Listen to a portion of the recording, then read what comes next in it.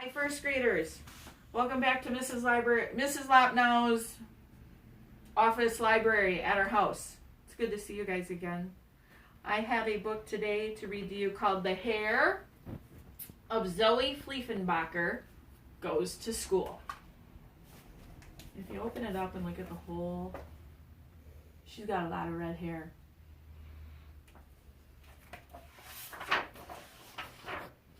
It's written by Laura Halsey Anderson.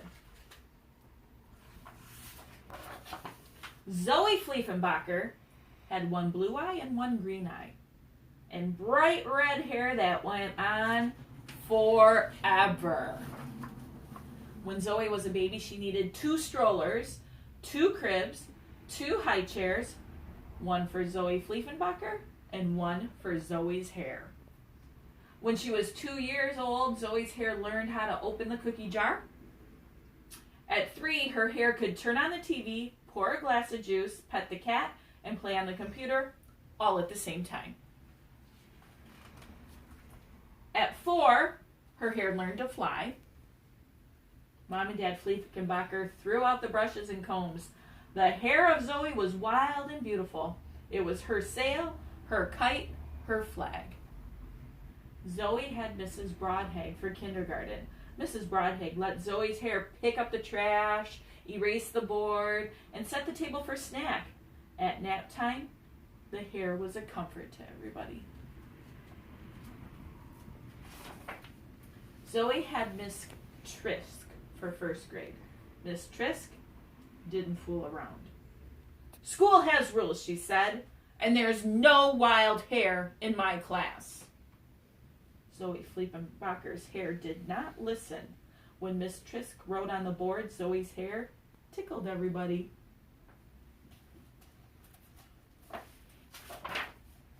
When Miss Trisk sat Zoe in timeout, Zoe's hair drew all over the walls. Miss Trisk took charge of the situation.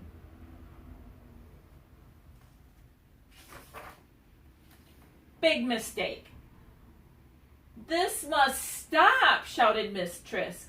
"School has rules." Miss Trisk demanded a meeting with the principal. Zoe's hair had to wait outside. The grown-ups agreed. School had rules, and the hair had to be tamed.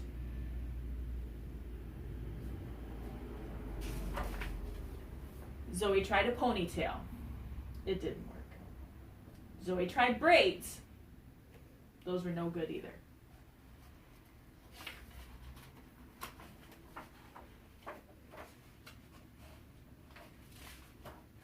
Zoe tried scrunchies, barrettes, clips, headbands, rubber bands, bobby pins, and duct tape. All at the same time. The class held its breath. And it worked. The hair stayed under control during spelling. A scrunchie broke through math, but the hair didn't move. 2 barrettes slipped out during snack time, but the hair didn't move. First grade has rules, Miss Trisk reminded the class, and then she smiled. Poor Zoe doesn't look very happy though, does she? Zoe couldn't smile. It felt like all the rules in the world were sitting right on top of her head. Miss Trisk started the science lesson. She held up a ball.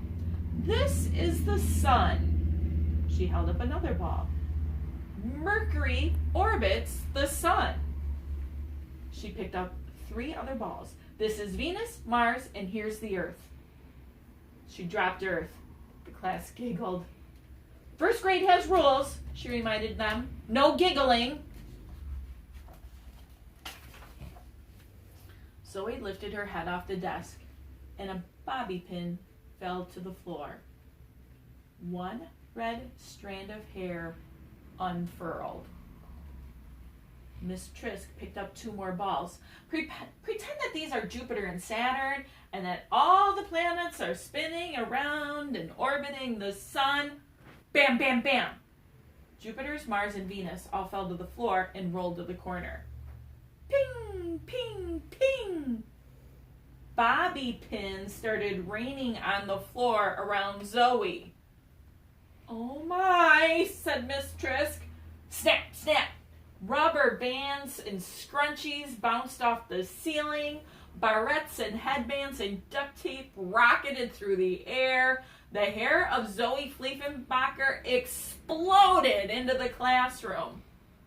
"I can help," Zoe hollered. "I know how to do it." Whack, pop, whoosh!